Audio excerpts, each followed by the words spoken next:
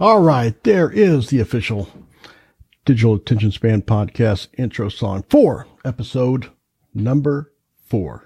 Welcome, I'm your host, Jack Mize, and as you may or may not know, I like digging right in. So if you want to find out more about digital attention span, jump right over to digitalattentionspan.com and dig right in. Now, in the last episode, we started talking about getting past that 8-second digital attention span filter by addressing 2 of the biggest issues that are on your prospect's mind. We covered how to come up with those very specific questions that your prospects ask based on their biggest fears, myths, and misconceptions in order to address issue number 1.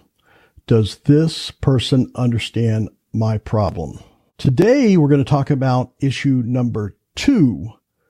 Is this person qualified to solve my problem? And just a reminder, our benchmark for success here is to just get them to stop scanning, swiping, scrolling, so that we can interrupt that filtering process and open their minds to what we have to say.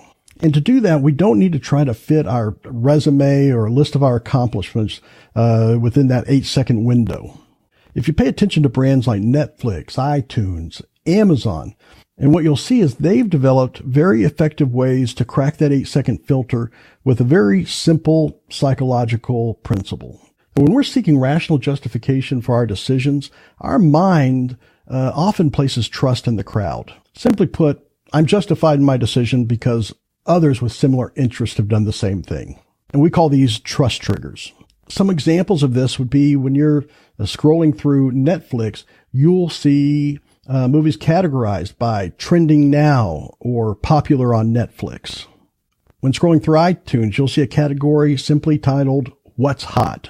On Amazon, you'll see a section that says customers who bought this item also bought, with a list of other items. In psychological terms, it's called the bandwagon effect. And what Netflix, Amazon, iTunes has done, they've realized that when making relatively low risk decisions, meaning should I just look more, should I look deeper into this, they understand that these trust triggers can break that filter and get you to stop scanning, scrolling, flipping through what you're doing and pay attention to that item. So when a prospect hits your landing page, for example, they are psychologically looking for reasons to validate their feelings of trust or mistrust. So during that quick 8-second scanning process, a trust trigger can quickly connect with their reptilian brain and give them the sense that, okay, this is the real deal. I'm going to look a little deeper. And there are a lot of different types of trust triggers. We talked about a couple with Amazon, iTunes, Netflix. But today I'm going to focus on 3 that most business owners have access to that they can quickly put together and apply to your marketing, your landing pages, your content. Now, the first type of trust trigger I'll talk about is a credibility bar.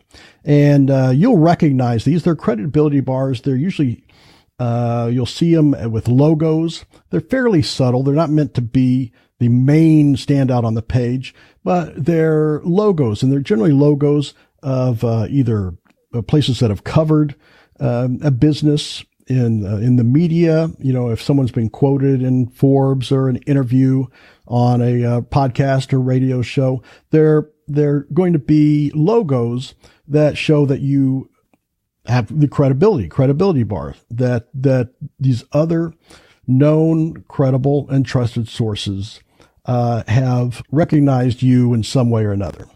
And credibility bars can also include the logos of companies that you work with, other clients that people may know or respect. So if you've been interviewed on podcasts, radio, TV shows, if you've been featured in magazines or blogs or online news sites, if you've been quoted in news stories, then that's a great opportunity for you to put those together and make a representation of that through a credibility bar so that you can associate yourself with the credibility of these other brands. Now, the second type of trust trigger is influencers or celebrities. Now, this doesn't mean that you need to be endorsed by these celebrities or have testimonials for these celebrities, but if you have content that maybe features or even references a celebrity that maybe agrees or has said something that reinforces the ideas or methods that you use, then that's a perfect recipe for a trust trigger. Now, I'm not suggesting that you fabricate a story or suggest that you are somehow associated or have been endorsed by the celebrity or influence. Not suggesting that at all. What you want to merely do is show that your ideas, your methods have been validated by referencing quotes or stories in which these celebrities or influencers support the ideas and methods that you are using to help your customers. And the third trust trigger that can be used is testimonials. Using those same principles that Amazon and iTunes and Netflix uses, that bandwagon, or where people place their trust in the crowd, you can gather testimonials, and they don't have to be from celebrities or influencers, but just to quickly show and to present it in a way that can easily be recognized, identified as other people using and having success with your product or service. And like I said, it doesn't have to go into long detail or these long testimonials, just really a short quote from a testimonial and, photo of the person if it's available. But these are extremely powerful ways that can help you to get past that 8-second filter. Now, I want to be very clear on something. Trust triggers are not meant to fool your prospects or be a substitute for further due diligence. You need to be able to back up what those trust triggers are implying. But chances are, if you've been in business for any length of time, or even if you're new to business, if you've helped someone else with your methods, then you can probably collect one of these three.